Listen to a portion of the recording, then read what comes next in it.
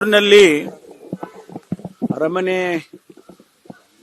ದ್ವಾರದ ಮುಂಭಾಗದಲ್ಲಿ ಒಬ್ಬ ವ್ಯಕ್ತಿ ಬಲೂನ್ಗಳನ್ನು ಮಾರ್ತಾ ಇದ್ದಂಥವನು ಅವನು ಹೀಲಿಯಂನ ಇದ್ದಂಥ ಒಂದು ಸಿಲಿಂಡರ್ನ ಇಟ್ಕೊಂಡಿದ್ದ ಅಂತ ಹೇಳಿ ಆ ಹೀಲಿಯಂನಿಂದ ಬಲೂನ್ಗಳಿಗೆಲ್ಲ ಫಿಲಪ್ ಮಾಡಿ ಮಾರಾಟ ಮಾಡ್ತಾ ಇದ್ದ ಸಂದರ್ಭದಲ್ಲಿ ಆ ಸಿಲಿಂಡರು ಬರ್ಸ್ಟ್ ಆಗಿ ಅವನು ತೀರ್ಕೊಂಡಿದ್ದಾನೆ.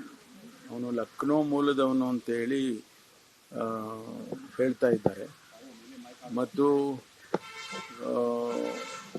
ಇದು ಯಾವ ರೀತಿ ಆಗಿದೆ ಅನ್ನೋದನ್ನ ಬಗ್ಗೆ ಇನ್ವೆಸ್ಟಿಗೇಟ್ ಮಾಡಿ ರಿಪೋರ್ಟನ್ನು ಕೊಡಬೇಕು ಅಂತ ಹೇಳಿ ನಾನು ಹೇಳಿದ್ದೇನೆ.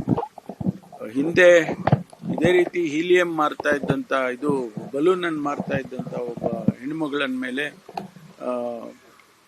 ಅತ್ಯಾಚಾರ ಆಗಿತ್ತು ಅಂತಕ್ಕಂಥದ್ದು ಕೂಡ ನಮಗೆ ಜ್ಞಾಪಕಕ್ಕೆ ಬರುತ್ತೆ. ಹಾಗಾಗಿ ಆ ಭಾಗದಲ್ಲಿ ಈ ರೀತಿ ಮಾರಾಟ ಮಾಡ್ತಕ್ಕಂಥವ್ರು, ಸಣ್ಣ ಪುಟ್ಟ ವಸ್ತುಗಳನ್ನು ಮಾರಾಟ ಮಾಡೋರಿಗೆ ಯಾವುದೇ ರೆಗ್ಯುಲೇಷನ್ನು ಕೂಡ ಇಲ್ಲದೇ ಇರೋ ರೀತಿಯಲ್ಲಿ ಕಾಣಿಸ್ತಾ ಇದೆ. ಅದಕ್ಕೆ ನಾನು ನಮ್ಮ ಇಲಾಖೆಯವರಿಗೆ ಸೂಚನೆ ಕೊಟ್ಟಿದ್ದೇನೆ. ಈ ರೀತಿ ಅಲ್ಲಿ ಏನು ಟೂರಿಸ್ಟ್ಗಳು ಬರ್ತಾರೆ ಅಂತ ಸಂದರ್ಭದಲ್ಲಿ ಹೇಗೆ ರೆಗ್ಯುಲೇಟ್ ಮಾಡಬೇಕು ಅನ್ನೋದ್ರ ಬಗ್ಗೆ ಇನ್ನೂ ಹೆಚ್ಚಿನ ರೀತಿಯಲ್ಲಿ ಕ್ರಮ ತಗೋಬೇಕು.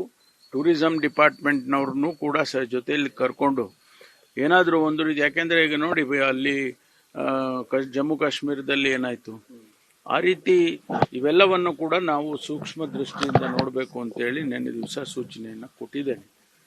ನಾನು ಮೈಸೂರಿಗೆ ಹೋದಾಗ ಇದ್ರ ಬಗ್ಗೆ ಒಂದು ರಿವ್ಯೂ ಮಾಡಿ ಏನು ಕ್ರಮ ತಗೋಬೇಕು ಅನ್ನೋದ್ರ ಬಗ್ಗೆ ತಿಳಿಸ್ತೇನೆ.